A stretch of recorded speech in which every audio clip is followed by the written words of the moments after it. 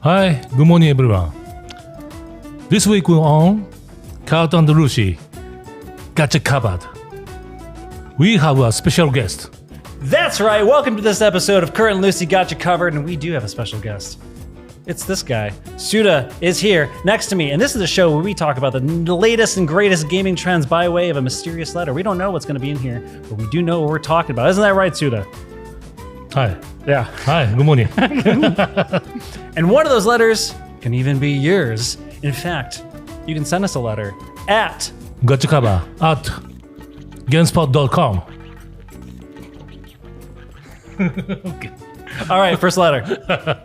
Yep. Whoa. Yo. Grasshopper Manufacturer, the eclectic, no-holds-barred video game studio known for the Silver Case, Killer 7, No More Heroes, and Flower, Sun, Rain, I just gotta say, is releasing a new game next week. Romeo is a dead man. Yeah, dead man. Are either of you excited? Are you excited about it? 今回 Actually, just before we came here, we went to London for a week. そしてサンフラン This is the last leg of our promotional tour, and today is the last day of the US leg of our tour. Just tell me why you're excited about this game. いよいよ It's finally coming out next week on February 11th. そして今回 And 僕ら also, セルフパブリッシュ we at Grasshopper are actually self-publishing this game. まあ So めちゃめちゃ今 we're super 緊張もしてます excited. しテンションも上がってます We're also getting super antsy about it. But yeah, we're looking forward to it. Tell me about that antsiness. Tell me about being antsy. I'm just kind of worried about if gamers are actually going to buy the game for us. And やっぱり2月は February's got a lot of really big titles coming out, そこはちょっ so と緊張しますね a bit worried about that. Only a couple games. But some of those few titles are really big. No problem? 大丈夫まあでも僕の There's actually one series coming out that I'm a fan of, so I'm looking forward to that. What is the series that you're a fan of? Resident Evil. Yeah. Yeah, yeah. Me too. Me too. Yeah, yeah, yeah. Hey. なので So to everyone out there on February 11th, buy Romeo's a Dead Man, clear that shit, and then be sure to go play Resident Evil after that. You got like a solid few weeks before Resident Evil 9 drops. Yeah, you've got exactly about 2 weeks until Resident Evil 9 comes out. So that should be just enough time for you to clear the game. Well, February is a great month for me because not only am I a giant fan of Grasshopper Manufacturer, but I'm a giant Resident Evil 9 fan, giant Resident Evil fan. So I have Romeo and Leon, two beautiful men to take control of. じゃあ2月は So February is going to be a month of like just big ass adventures for you. Yeah. Yeah, yeah, yeah. And Yeah. muscles. Yeah, muscle. Yeah. And triceps. Only because it's on my mind. FBI. Oh. Pop quiz. Not even a pop quiz. Offhand question. Do you have a favorite X-Files episode? おおちょっと思い出せ All right. Actually, I do have a favorite episode for a specific reason. このゲーム A long time ago, I made a game called Flower, Sun, and Rain. 確か And ね that game was actually, Season 6 the concept for that was actually kind of inspired by or based on a particular X-Files episode. Oh, I know the one. わかる The loop. The- Yeah. そう It's a bank robbery. It's a bank robbery loop. いやバンクいや Yeah. そう And when Mulder wakes up and he's wet and he's like, what's going on? It keeps happening over and over. That episode. That episode was just hella interesting. So I took that and ripped it off for the original concept of Flower, Sun, and Rain. Yeah. I think whichever episode it was, I assume they're gonna put it here, like in text or something on the screen. I am an obsessive X-Files fan. There's a channel that streams here in the States that just plays the entirety of the show in sequential order over and over and over again. That sounds awesome. いやずっとね Yeah, Wow, great. あいいなそれは it is. Anyways, you got a game coming out. That's what we meant to talk about. I think we should do another letter, don't you? おう OK. Yep.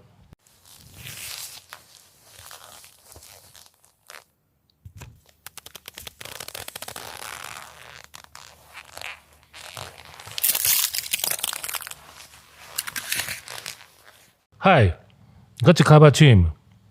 I'm not very cool.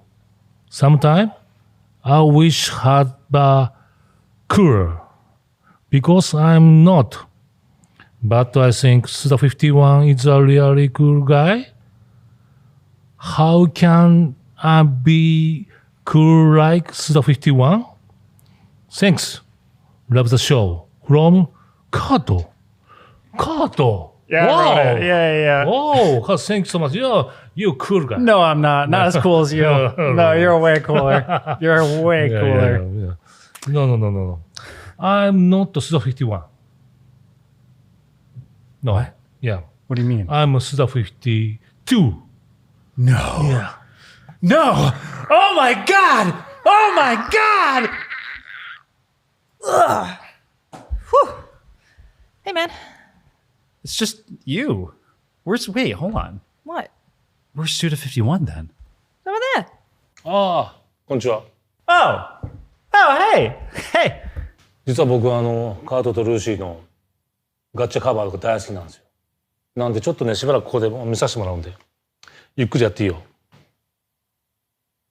Oh, yeah. Thanks. Do you want to do the next letter? Yeah. You got...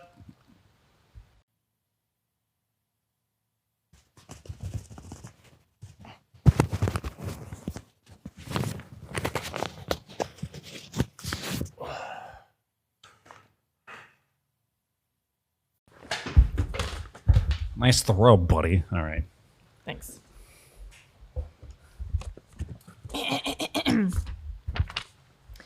On Wednesday, Valve confirmed their new hardware, Steam Machine, the frame, and the controller will no longer be making their early 2026 launch plans. Valve stated that specific pricing and launch dates would have been shared by now, but they needed to push things back due to limited availability of critical components like memory and storage caused by the monopolization of supply for AI data centers. Valve assures us that the hardware will still ship within the first half of 2026. Do they know that for sure? I First part of the question. This sucks. Yeah, Yes, it does. It really does. Yeah, I've been really looking forward to whatever that thing is. But even more so, I think the thing that bums me out the most, it's not so much the Steam Machine, but the controller. That controller looks like a blob of plastic. However, Yeah. I think the trackpads are like the greatest thing on the planet for the Steam Deck. And I do miss the trackpad on my ROG Ally. And as a dude who plays like old ass esoteric archaic PC games that don't have like updated controls, those things are like Godsend. so I'm kind of like shucks. What do you think the final price will now be? Oh, God. What did we say last time? I said think it was like $8.99. Yeah. I said $8.99.99. I think up 100. I think thou. $9.99. 999. $9.99. 999. What's your emergency?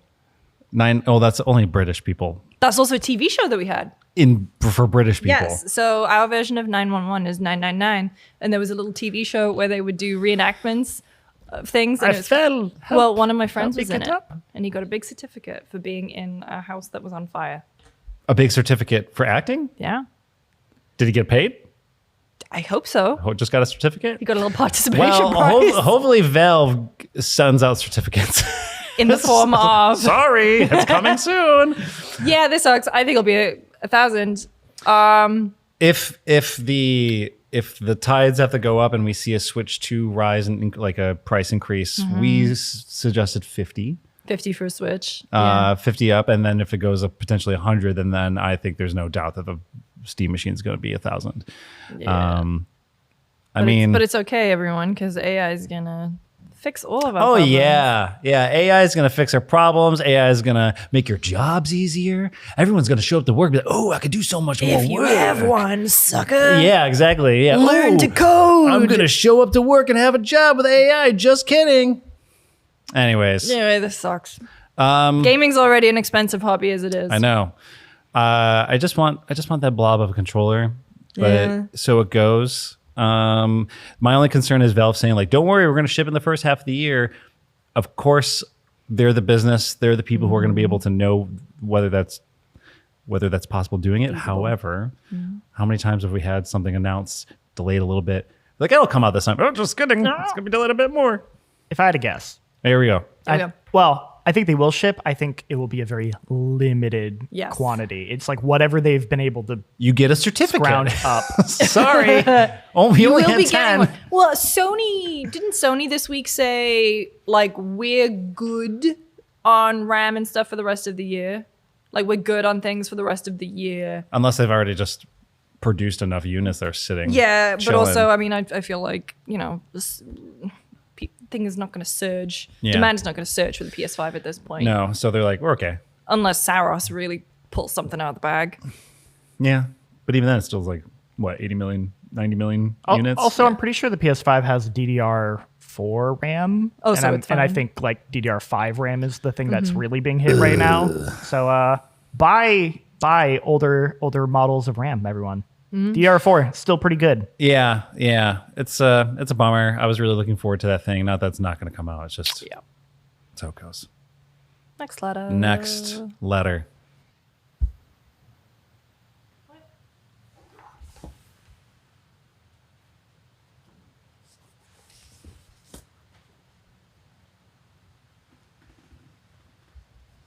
Obsidian Entertainment had a massive 2025, releasing 3 major games: Avowed, Grounded 2, and The Outer Worlds 2, which is insane. Too by the many way. games. That's for also one just studio I mean, in 1 year. But I mean, I find it like, before I read the rest of this, I was like, holy smokes, on fire. While seemingly an impressive accomplishment, for the studio, the company has revealed that Avowed and Outer Worlds 2 both underperformed, and we will not be getting an Outer Worlds 3. Grounded 2 was a success, but featured a shorter 2-year dev time versus the 6. And co-production with Eidos Montreal. Yes, good point. Versus the 6+ years for Avowed and Outer Worlds 2. Studio design director Josh Sawyer told Bloomberg, quote, "Spacing those releases helps the company manage its resources and not burn everybody out.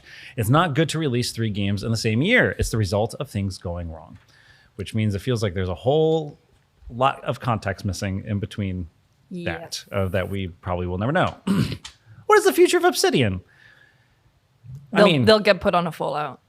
You think so? I mean, well, that's My prediction right now, they are going to make a Fallout game. Tim Kaine is back. Well, that's the thing. It makes too much sense. Like, which is why I was like, not that.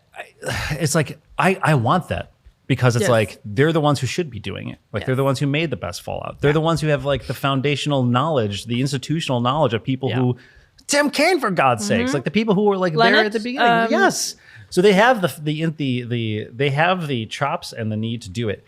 Now, the other wrinkle of this is, yes, Tim Kaine's coming back just at a perfect time in which they could do something. However, Tim Kaine has also been pretty vocal about not liking to repeat himself.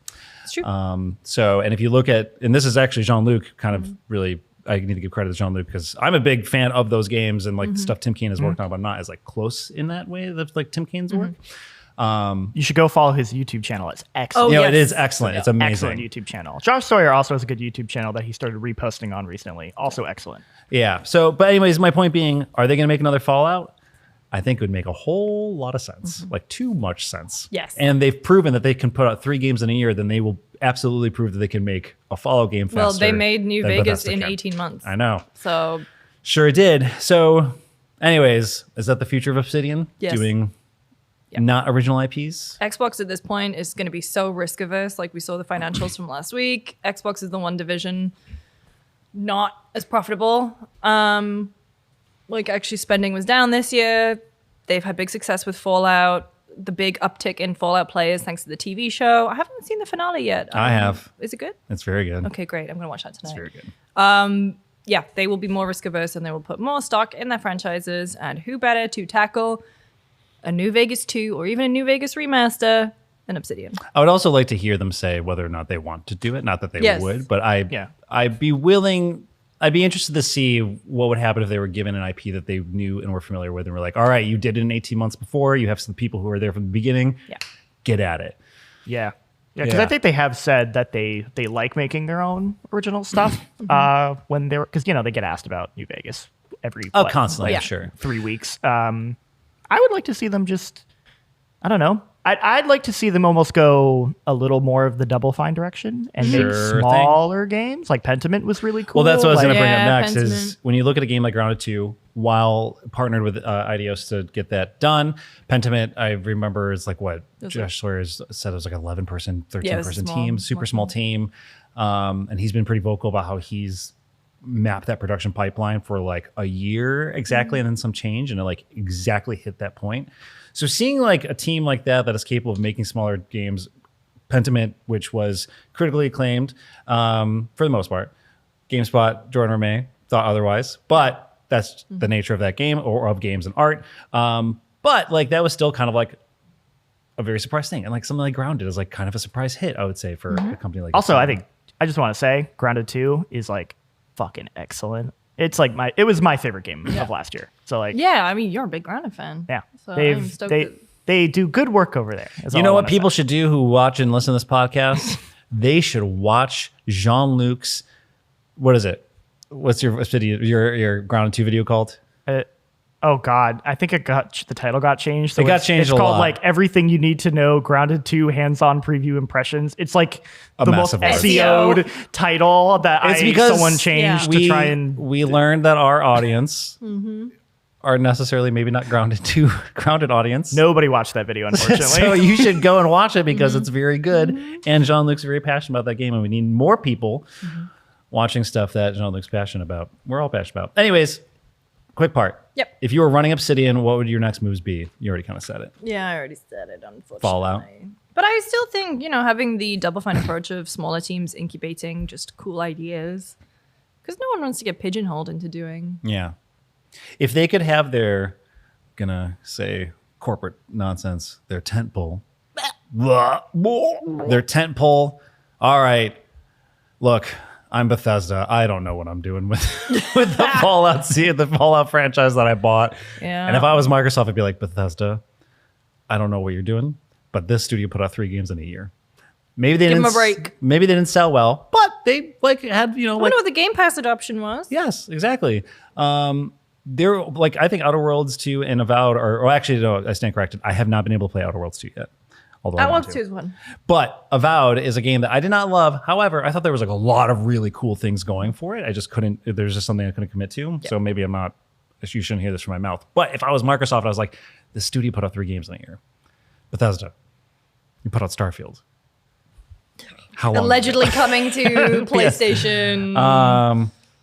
Make your Fallout game, but also Yeah. give little micro teams the chance to make something Yeah. weird on the side. Do something cool in the Fallout universe. Yeah. Instead of Fallout 4 Anniversary again. Coming to Switch 2. Instead of Walton Goggins saying 50 words in Fallout 76. Did he count them? It's It was something. It was Did they something like stitch it it together sounded from like his he was li- in the booth for 30 minutes, in and out. It is so funny because I tried to replay that game over the holiday. Didn't get very far, Yeah. unfortunately. But they literally put him at the opening. Like when you restart your character, you go outside. ghoul. And Hey, he's, you know just, this he's just guy? standing right there like, it's me, Walton Goggins. It's me. What is he? What was it? Was he like? I'm looking for my family. No. Does no. he give you dog meat? Or something? No, 'cause you just find dog meat. No, he like, because he has a quest chain about being like a bounty hunter, but because I was level 1, he's like, you're too green to do this. But if you ever want to come do some tougher stuff, Go ask someone else because they're not paying for it. Exactly. That's what he would probably say. Like, don't look at me. He's amazing in that show. Yeah, he's really good in that show. So good. Okay. Okay. Next.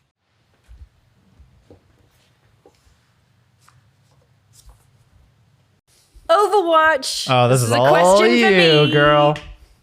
Had its second annual Overwatch Spotlight detailing the future of the Overwatch franchise. That future is dropping the 2 from Overwatch 2. That's a social network ass, like, It's yeah. it's the Facebook. Yeah. Drop the. Anyway, as well as a reset on its seasons, a refocus on story, 10 new heroes over the next year, Woof. and a bunch of changes throughout the game. Lucy, Hi. you were/are an Overwatch girly. Is Overwatch back? Does this get you excited to hop back in? I don't think there will ever be a game like Overwatch. I think from the very beginning of seeing that game, there was something very, very special about it. I remember being in the room when Lucio was revealed. I think it was at Gamescom. I remember sat next to Luke Kamali, who was at IGN at the time. And we were both just like, what is this colorful Pixar ass but fun looking multiplayer game? And like, I dabbled in Call of Duty, but Overwatch was the first multiplayer game that I Me too. really got into. Like that was like the first one that because there was a long stint where I was like, I just don't play competitively online. Yeah. I don't play shooters. And then I started playing Overwatch and I was like, I think I get it. Like I think something's clicking in my brain. And it's just like, I was thinking about this the other day when I saw the news trickle out, and it was like, man, I remember being in Hanamura or Eichenwald, or, you know, thinking about all of these heroes and these adventures that we'd had in these beautiful spaces. And I think Overwatch delivered on its original promise,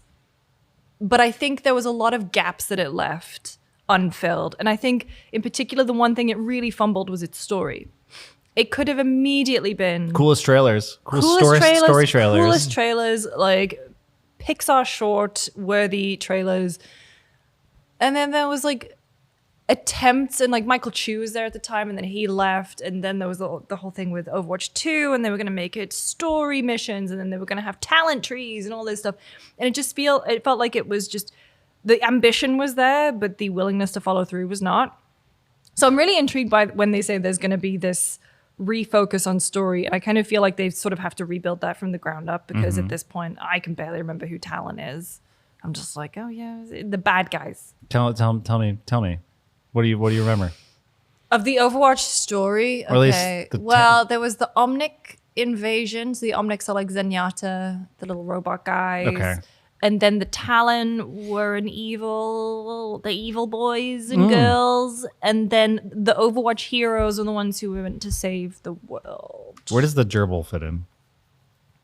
Oh, what's his name? The hamster? That's the thing. sure. It's like I never call them by their actual names, because when you play, it's like so much easier to go hamster. He was an experiment. He was a science experiment. Oh, I forgot how annoying that one was. But now we've got the jetpack cat, Yes. which was again a thing. Like if you followed Overwatch lore, the jetpack cat wasn't mentioned like 10 years ago, or like maybe not 10 Was years, but- mentioned? Yes, it was like in the background of a comic, or in some, like someone mentioned it, and then they've actually They've been followed setting through. on it this whole time. So That was their red button alert. We're like, Yeah. all right, pull out the jetpack cat. we're dropping the 2 and pulling out the jetpack cat. So I think one thing that gives me pause is 10 new heroes. Overwatch is already a little lot. too stuffed with heroes. I think back when I played, it was like, I mean, looking at that opening roster was like, what, 20 something? And I think it's close to 40 if we haven't already. Nikes. I haven't 30 played and since 30 plus. For I haven't sure. played since Sigma. Like Sigma was my last main boy, so I don't know what. Footboy. What do you think those smell like? Can I do a quick little aside? One of my favorite running jokes from the Overwatch community back in the day is that on the official Overwatch forums, there was a guy called Tyrone. Still remember his name. And Tyrone would get in trouble all the time on the Overwatch forums because he just would keep posting like, hey, can we get this Mercy skin without shoes? And he just kept asking for characters without shoes on And then because you he really get- liked feet. And then they revealed Sigma, and I was like, wow, Tyrone finally got his wish. Yeah, they got a man with his bare feet and The Dutch gravity boy. a widow's peak as deep as the Devil's Canyon. Ooh, I love that man. that was great. So yeah, I'm interested to see how that all gets eked out. Nothing has really scratched that itch for me. So maybe I will go back. Maybe I will go back. Maybe. But they got to do. I But they got to will- do 5v5 though, right? Why Yeah. did they drop 6v6 was so much better. No. Oh, it was a 6v6? Was it that Originally, many? no. Overwatch 1 Oh, was so 6v6. then it was 5, and then they dropped it to 5. For Overwatch or 2, they 4? dropped it to 5v5 because they Wanted to ruin was- your friend group. genuinely, we had to do that. We had Yeah. to have people sit out because I was lucky is that we had a very active Overwatch friend group, and there was always 6v6. Sometimes we would have too many even for 6. And so, yeah, when they were like, okay, it's 5 now. I'm Sorry. like, well, Sorry, Lucy. I'm a healer. So I'm locked in. I thought they brought back 6v6. I think they brought it back for a limited time mode. I could be wrong. But if it's 6v6 now, then what are we doing here? I'm going to go install it right now. Yeah, I think they brought it back in November, apparently. Wow, look at you. That's how you know Lucy's how really out of fallen it. off. That's how out of it I am about Overwatch. Before we move on to the next letter, I just want to say some of my fondest memories pre-pandemic was ending the workday playing Overwatch with Yeah. you. Yeah. That was Overwatch it. and Apex. Yeah. Yeah. Good times. What does Ash say? My business, my rules. My business, my rules. Get him, Bob! Yeah, that's the one. I like Ash. All right. New letter.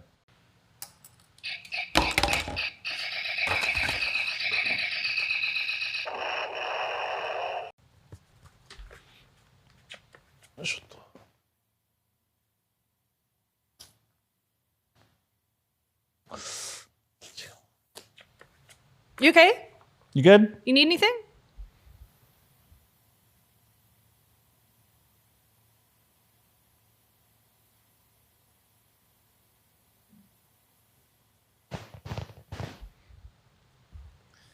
Okay.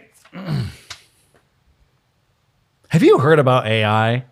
Oh, for God's sake. The Steven Spielberg movie? Yeah. Starring Haley Joel Osment? When I saw that in the theater, and for those of you who don't know, like the ending of that film is very, very sad. I don't even remember it. well- I watched it on VHS. I saw that in the theaters and I was very young when I saw it. It had to be like 99 or 2000, something like that. But it was I didn't really have an emotional reaction to that film because I think I was just too young. However, there was a woman, like a girl who was like 3 seats, it had to be like 5 rows in front of me, who was hysterical. And it was like, I remember in hindsight, like not paying attention to the film and just hearing this woman bawl her, like vocally, like a total disaster. And at the time, that was you? No, that was me at the end of Paddington 2. Oh, just having an asthma attack. Oh, I was a mess at the end. I also was a mess at the end of Paddington 2. Anyways, have you heard about AI?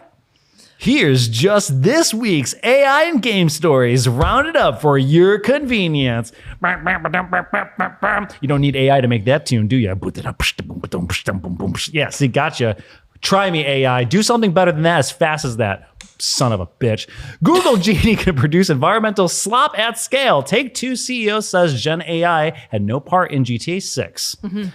They also said that about Overwatch. See that contradiction? Oh, would you say Blizzard president says their dev teams are welcome to use Gen AI in their games? Welcome to use it.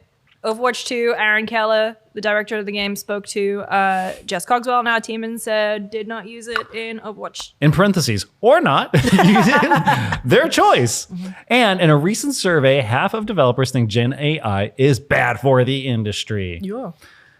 How are we feeling about AI in games this week? Oh, I mean, I do want to say the amount of CEOs and big cherub folk who are like, we love it. We're going to use it. We're using it. And then you actually hear from the developers under those CEOs who are actually making the content, who are actually making the games. And they're like, we're not using it. We're not doing it. We're not doing it. And I love that. I just love the contradiction. The idea of like, oh yeah, it's cool. And then you hear the guys that are like down there like, it's not. When's that bubble gonna pop? You know? I mean, it's gonna be bad when it does. I'm not my. Or do you think they're funneling too much money into it that it's too big to fail? I don't think AI is going to fail, but I don't think it's going to succeed in the way they want it to. Agreed. That is the thing that we collectively keep coming back to. We've been talking about this shit for like 2 years now. It's kind of wild. And that's why it's like, it's not going away. Microsoft's already starting to backpedal a little bit on some stuff. They're like reevaluating Copilot in Paint, which why the f- was it in Didn't Paint? they say that like Why would they even do that? Or Billy the Clip. Billy the Clip is your AI pal now. Didn't Microsoft say that they used AI to help with a lot of building on Windows 11, and then everyone hates Windows they're like, 11, so well- they're like trying to get trust back in it? Even before they knew that, everyone was like, maybe we should switch to Linux. And now Microsoft's a lot of people we're trying. We're gonna spit on it and like shine it up a little bit. 2026, you're the Linux. Yeah, well, I mean, it would definitely be the year of Linux once the Steam Machine comes out, and that's people's like could be potentially be their first like gaming PC. How I feel about AI. Generative AI. Yeah, that's the specific thing. Gen AI. I'll just say that. Gen AI. I'm not gonna say the entire word.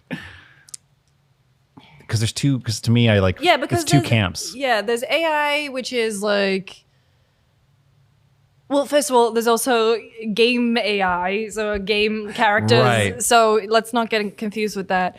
Generative AI, I just think is, you know who said it best? Del Walker. So Del Walker used to be Naughty Dog. I think he's now at Absurd Ventures. And he got into a big thing on Twitter a couple of years ago with Nicki Minaj fans of all people, the Barbs. And Are they called the Bobs? Barbs. Oh, the Barbs. Yeah. Okay. Nicki Minaj was using generative AI images. Oh yeah. And Dell just made a very astute observation that's like, this makes your brand look cheap because you don't have the money to hire an artist who could make Yep. something cool and bespoke for you. It looks the same as everything else. And I think that's a thing that's always really stuck with me. Forget about the environmental cost of generative AI. Forget about the economical cost. Forget about the layoffs. It's like, if you are boiling it down to just what I am looking at, it doesn't look good. Nothing about it looks good. And that is just incredibly sad that we are being shoveled shit and told that this is going to fix everything when it's the enshittification of art Yeah. and life. It's the enshittification of life itself. Yeah. That's me paraphrasing Hayao Miyazaki. Yeah. He He had it right when he said, Yeah. I strongly feel this is an insult to life itself. That is what generative AI boils down to. Yeah. This sucks. Yeah, I always when you at the time when that generative AI and like I just made a short film with a few prompts. Check it out. Oh, Darren Aronofsky, I'm here to tell you, buddy, that yeah. thing looks like shit. So the thing for me is my whole thing is like, to me it's the death of the spectacle. Like everything that is exciting or awe-inspiring, like a roller coaster, like the idea of a roller coaster, and like being like seeing something on a screen that is like, how did they make that? I mean, I'm a big Lord of the Rings fan. No, I know. Going back to seeing Lord of the Rings in theaters. Yes. That. So I will never have that again. So the thing is like you see those things, and when they happen so rarely, and you realize a group of people put their brains together and their crafts and created this thing that like I had never seen before. AI can now do it like that. Yeah. And it's the idea that all of a sudden it's a copycat and it's essentially stealing all this other art to create this spectacle that is no longer a spectacle. It's no longer special because anybody can do it. So now like my hope is that like people will start to get so fucking over. It's also the Marvel movie comic book effect where it's like every one of them is just a spectacle of just like colors. And when you're like on a roller coaster for like 10 minutes straight, And all you're doing is it's like up and down, all around, all this jazz. You're like, you're gonna get bored, and you're gonna be like, all right, take me off this ride. So yeah, my whole thing is generative AI is just gonna destroy the idea of the spectacle. It's like it's gonna get watered down. Yeah. It's cheap. The thing that gets me as well is that there was something very emotional and what's the word I'm looking for? Vulnerable about art, is that putting yourself into something. I really don't think slop-operators who type I spent all night Crafting my making this prompts. McDonald's ad. You don't understand how hard I worked That's to the thing. say. It's like you just had ideas for what you wanted to make, but you didn't make it. But that doesn't mean they're also equipped to make those No. ideas. That's another thing where like anybody can make anything now, but that doesn't mean you should. That doesn't mean you're supposed to. The amount of AI commercials I see and across the board. Oh, the Super Bowl is this weekend. They are going to be untenable. But whether it's like there's like a progressive ad where it's like I saw, and then there's like another ad I saw, and like another ad, all separate Yeah. companies, and they're like big AI. Like, look what we did. They all just had animals driving cars. Yes, I saw. Across the board, all of them had the same idea. Oh man, you know what we can't do easily? Have animals drive cars. Well, guess what, motherfucker? You're not the only one that have that idea because that is the most low-hanging fruit. Like, what if we had animals do something? It's almost crazy? kind of like my problem with animal detectives. I want to make a detective game, but I don't have the ability to make it creative or interesting with a normal human being, so I'll just put a hat on a dog. Oh, hey, a duck? Let's just have a duck go solve a crime. Quack the case. Anyways, to me, it's the same sort of like, all right, you made an animal talk. Congratulations. Wow me. Can't believe the duck detective Eugene McQuacklin took so many strays there. That's how we're feeling about AI. Let me just dial it back. I'm not saying that duck quack detective game you like is some sort of, it was made by a person and a thing. small But I team. do think there's an alignment of my feeling of like people are just like, well, I guess we got to make this interesting. Put an animal in it. Anyways, I'll kill you. Next letter. next letter.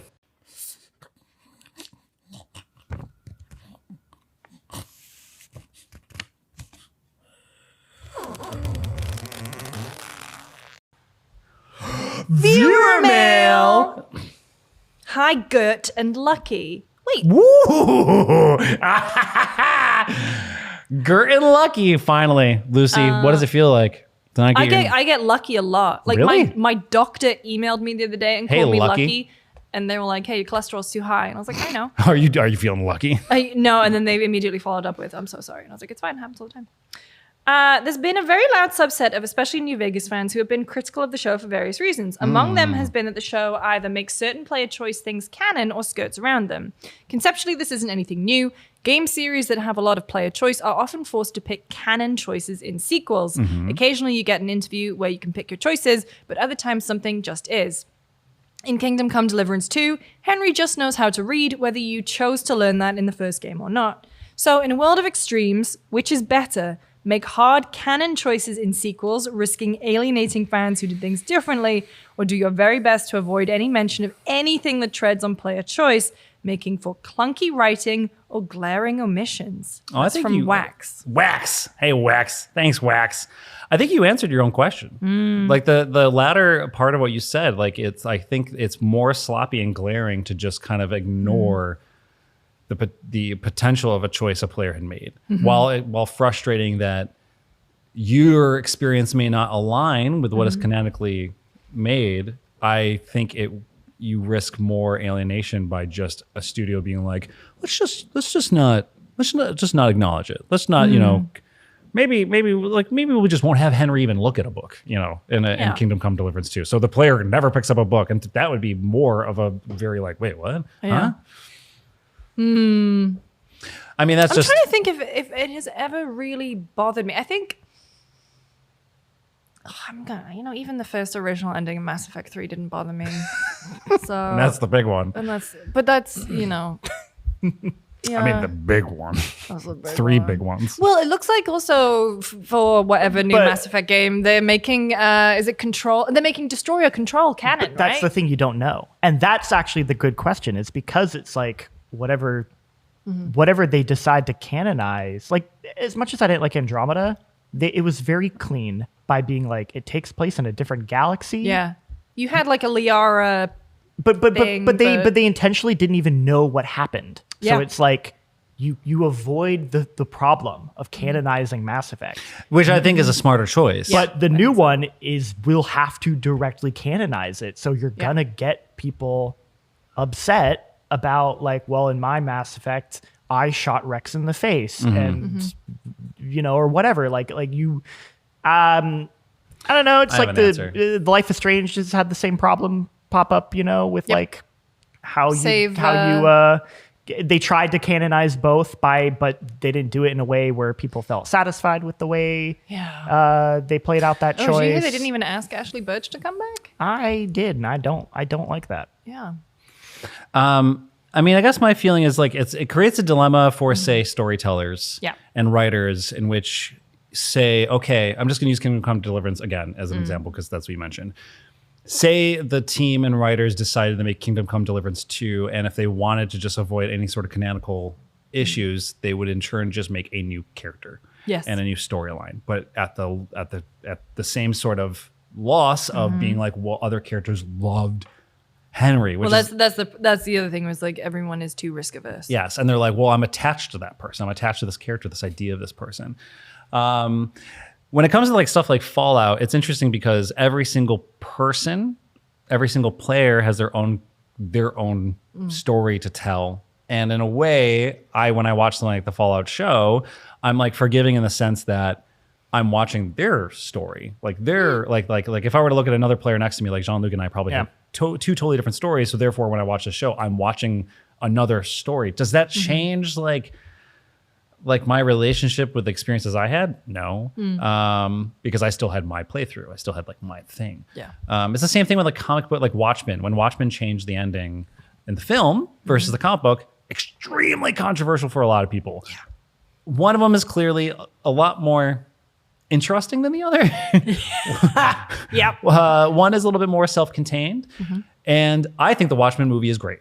I love the Watchmen. I'm a movie. huge fan of that movie. Me too. I also think the comic books are amazing. Yeah. And I'm able to separate them and see them separately. However, then the HBO show TV show.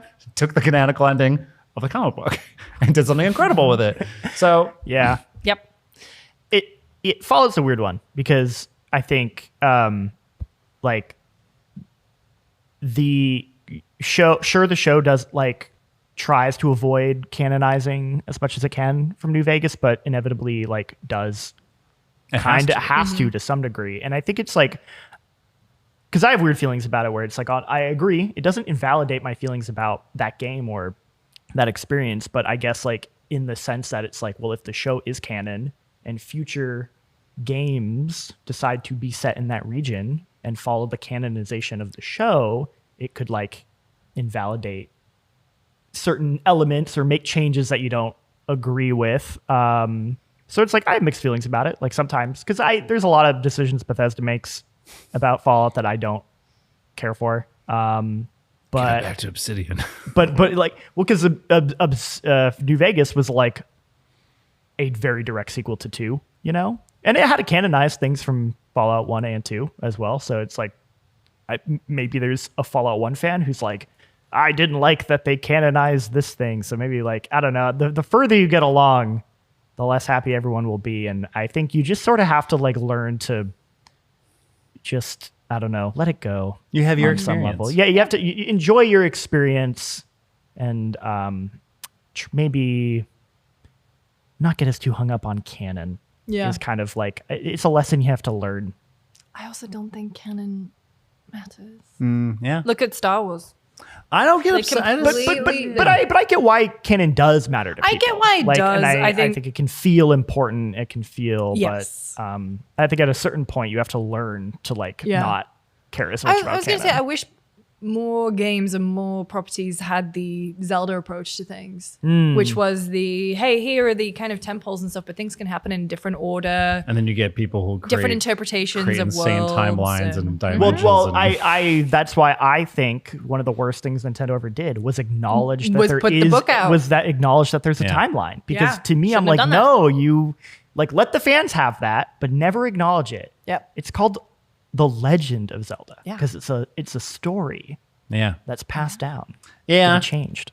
My personal feelings, it doesn't really bug me because I try to view every single sort of thing, movie, As its game, own. comic, even if it exists in the same world, as like a self-contained sort of thing. The only time that gets messy, like the only like I don't know, like the X-Files books that I've read and the X-Files comics I've read and the X-Files TV show that I've seen, I don't view them in the same Yeah. realm of a thing. They're just, to me, just X-Files. I mean, X-Files. even the show it straight up decides that one of the seasons isn't oh canon. yeah. Season 10, what? Huh? So like, you know, Wait a minute. The smoking man? It looked like that happened to him? What? Are you sure? Do you remember that right? Uh-oh. Okay. Yeah. Okay. That's the show. That's it. Thank you for watching another episode of Kurt and Lucy Gotcha Covered. Well, I guess it was Kurt, Lucy, and Suda51. Yeah. Thanks so much, man. Yeah, thank you.